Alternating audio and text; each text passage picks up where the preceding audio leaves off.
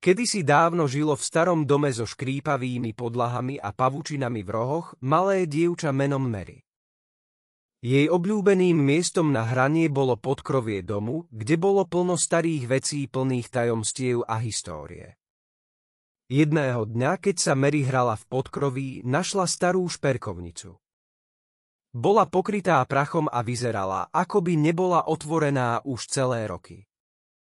Mary ju opatrne otvorila a vnútri našla zrkadlo s krásnym zlatým rámom. Vyzeralo ako obyčajné zrkadlo, ale keď sa doň Mary pozrela, cítila, že je na ňom niečo zvláštne. Ako tak rozmýšľala, čo by to mohlo byť, zrazu zrkadielko začalo žiariť a v momente sa Mary ponorila do jeho magickej žiary. Mary pochopila, že toto zrkadlo má kúzelnú moc. Kedykoľvek sa doň pozrie a zameria sa na nejakého človeka, zrkadlo jej ukáže skryté pravdy o tejto osobe. Tieto pravdy mohli byť dobré aj zlé, ukazovali skutočné úmysly, pocity a povahu toho človeka. Mary bola zvedavá a rozhodla sa zistiť viac o ľuďoch vo svojom okolí. Mary mala učiteľku menom pani Nováková. Pani Nováková bola vždy prísna a zdala sa byť nevrlá. Mary sa rozhodla pozrieť sa do zrkadla a sústrediť sa na svoju učiteľku. Zrkadlo jej ukázalo niečo prekvapujúce. Videla pani Novákovú, ako sa doma stará o svoje deti a chorého muža. Videla, ako sa snaží vyvážiť prácu a rodinu a ako veľmi jej záleží na svojich žiakoch. Mary pochopila, že pani Nováková má veľké srdce a stará sa o svojich žiakov, aj keď sa neusmieva veľmi často a preto vyzerá prísne. Keď to Mary videla, začala svoju učiteľku viac chápať. V jej triede bol tiež chlapec menom Tomáš.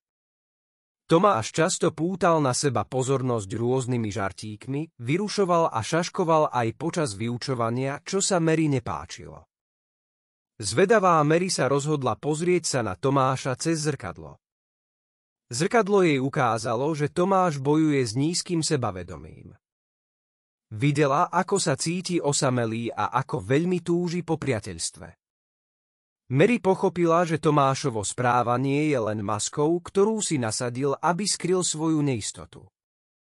Rozhodla sa byť k nemu milšia a pokúsiť sa s ním skamarátiť.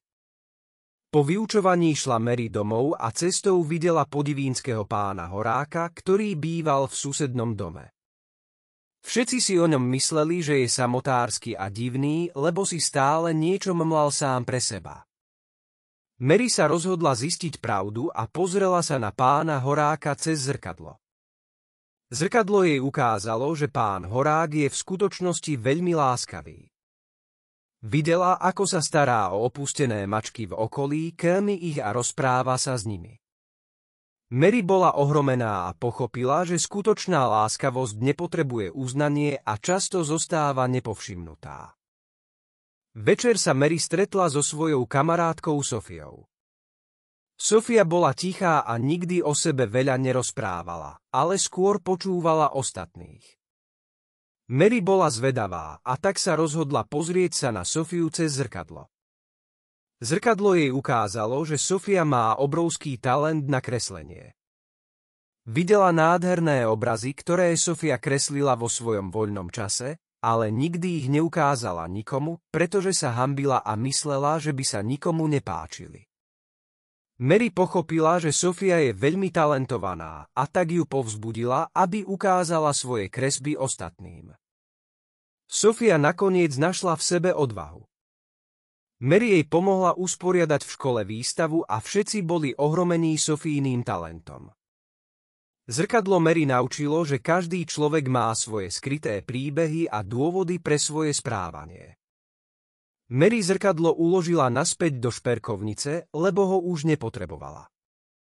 Už vedela, že je dôležité byť chápavý ku každému a nesúdiť ľudí bez toho, aby ich lepšie spoznala.